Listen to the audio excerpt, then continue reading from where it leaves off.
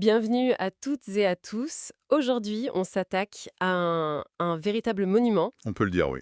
la troisième leçon des lois du succès de Napoléon Hill, la confiance en soi. Et c'est un sujet, on pourrait croire que c'est vu et revu, mais son approche est radicale. Tout à fait. Pour lui, ce n'est pas juste une qualité à avoir, c'est la fondation, le pilier sur lequel tout le reste est construit. Sans ça, rien ne tient. C'est presque une loi de la physique en fait. Il commence d'ailleurs avec une citation assez forte de Herbert Spencer sur l'existence d'une énergie infinie. Oui, pour poser le décor. Et il enchaîne tout de suite avec l'idée maîtresse. Le scepticisme, le doute, c'est l'ennemi mortel du progrès. Vous pouvez y arriver si vous y croyez, c'est martelé dès le début. Exactement. Il dit que sans cette confiance, la réussite est juste impossible. Pourquoi? Parce qu'il y a un adversaire redoutable qui nous paralyse de l'intérieur. Alors justement, parlons-en, déconstruisons ça. Quel est cet adversaire? Cet adversaire, c'est simple et c'est universel. C'est la peur. La peur. Oui. Pour il, c'est la cause numéro un de la pauvreté, de l'échec, de la misère. C'est ce démon intérieur, cette petite voix qui nous murmure constamment à l'oreille. Tu n'y arriveras pas. C'est ça. Tu as peur de ce que les gens vont penser. Tu as peur de ne pas être capable. Toutes ces choses. Et ce qui est intéressant, c'est qu'il ne s'arrête pas au concept. Il est très spécifique. Il ne dit pas juste la peur, il la dissèque. Oui, il l'organise. Il identifie 6 formes fondamentales.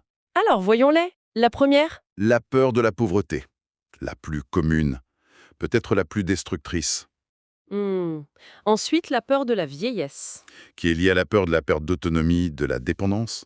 La troisième, c'est la peur de la critique. Et celle-là aujourd'hui? Ah, celle-là, elle a explosé. Avec les réseaux sociaux, elle est omniprésente. C'est clair. Quatrièmement, la peur de perdre l'objet de son amour. Une peur très profonde, très humaine. Puis la peur de la maladie. Et enfin, La plus grande de toutes, la peur de la mort. d'accord. Et d'où viennent ces peurs selon lui? Est-ce qu'on naît avec? Alors, il distingue deux sources. Il y a l'hérédité physique, une sorte de prédisposition, mais il insiste surtout sur la deuxième, Qui est? l'hérédité sociale. Et ça, c'est crucial. C'est-à-dire? C'est toutes les idées, les dogmes, les superstitions, les croyances limitantes qu'on nous transmet. Depuis l'enfance. Voilà, par la famille, l'école, la société, on absorbe tout ça sans filtre quand on est jeune. Et c'est là que ça devient vraiment intéressant. Parce qu'il ne se contente pas de décrire le problème, il. Non, il donne l'arme pour le combattre. L'arme absolue, oui. L'autosuggestion. Il propose une véritable formule à appliquer au quotidien. Et c'est ça qui est fascinant, c'est l'aspect pratique. On n'est pas dans la théorie pure. L'idée, c'est de prendre le contrôle de son propre esprit. De consciemment y planter des graines de confiance. Exactement. Pour qu'elle remplace petit à petit les mauvaises herbes de la peur. Cette formule, c'est un engagement actif. Alors, détaillons-la. C'est une déclaration en 6 points que chacun est invité à faire sienne. Le premier point, Premièrement, je sais que je suis capable d'atteindre l'objectif que je me suis fixé. Et il ajoute tout de suite, j'exige de moi une action continue et inlassable. l'action est liée dès le départ. Ce n'est pas juste de la pensée positive passive. Jamais.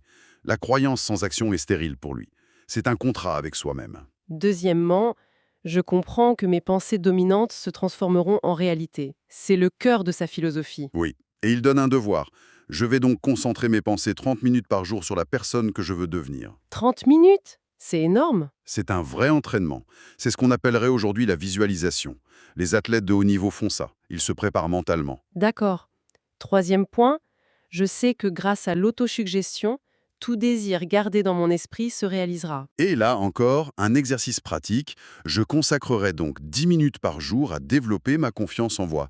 C'est plus court, mais c'est quotidien. La régularité est la clé. Le quatrième point est très concret. J'ai défini et écrit clairement mes principaux objectifs pour les 5 prochaines années. L'acte d'écrire, pourquoi est-ce si important? Parce que ça transforme une pensée floue en un objet concret. Une idée dans la tête, c'est un nuage. Écrite sur le papier, ça devient une carte. Ça l'entre dans le réel. Hmm. Le cinquième point, je trouve, donne une dimension éthique à tout ça. Ah oui, il est fondamental. Je réalise qu'aucune richesse ne peut durer si elle n'est pas construite sur la vérité et la justice. Voilà. Je n'engagerai aucune transaction qui ne soit bénéfique pour tous. C'est l'antidote à l'égoïsme. La confiance en soi, ce n'est pas écraser les autres. Au contraire, c'est de construire avec eux. Il ajoute: j'éliminerai la haine, l'envie, la jalousie et l'égoïsme. C'est un nettoyage intérieur. On ne peut pas construire une confiance saine sur des fondations toxiques. Et enfin, le 6e point, qui vient sceller le pacte. Le rituel final, oui. Je signerai cette déclaration, l'apprendrai par cœur et la répéterai à voix haute 1 fois par jour. Avec la conviction qu'elle influencera ma vie. Chaque élément compte. Signer, c'est l'engagement. Apprendre par cœur, c'est l'internalisation. Et le dire à voix haute, Ça utilise le pouvoir du son, de la parole. exactement, c'est une reprogrammation multisensorielle. Ce n'est pas de la pensée magique, c'est la création délibérée d'une nouvelle habitude mentale. D'accord, mais c'est un travail de longue haleine. C'est un marathon. Qu'est-ce qui nous permet de tenir sur la durée? Où trouve-t-on le carburant? C'est une excellente question, et il répond dans une partie qui s'appelle le seul contentement durable. Ah oui! Et son idée est assez contre-intuitive. Il explique que la satisfaction la plus profonde, le vrai moteur, ça ne vient pas de l'atteinte de l'objectif en soi. Ah non. Hmm. C'est pourtant ce qu'on pense tous. Ben non. Parce qu'une fois l'objectif atteint, il y a un vide. Ce qui nous alimente vraiment, c'est de garder vivant en soi l'espoir de réussite future. C'est l'anticipation, le cheminement. C'est une idée très puissante. Il a une phrase terrible à ce sujet. Celui qui cesse de visualiser son futur succès est un mort-vivant. C'est fort, hein? Mais c'est ça. L'espoir, c'est le véritable moteur de la persévérance. Le bonheur n'est pas une destination, c'est une direction. Donc si je résume la grande leçon, la confiance en soi, ce n'est pas inné. Ce n'est pas un don du ciel. Absolument pas. C'est une compétence qui se cultive. Un muscle qui se renforce par la pratique. Une pratique quotidienne, délibérée. C'est un choix en fait. C'est un choix.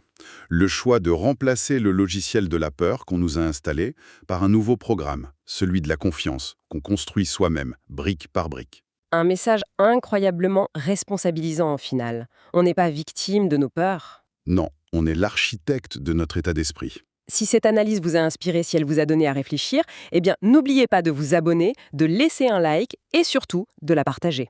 Votre soutien nous est vraiment précieux pour continuer à explorer ces idées. Et ça nous encourage à continuer ce travail de fond, oui. Rejoignez-nous pour notre prochaine discussion. On abordera la 4e leçon des lois du succès, l'habitude d'économiser. Un sujet très concret, très pragmatique. Un autre pilier essentiel. Exactement. D'ici là, cultivez votre confiance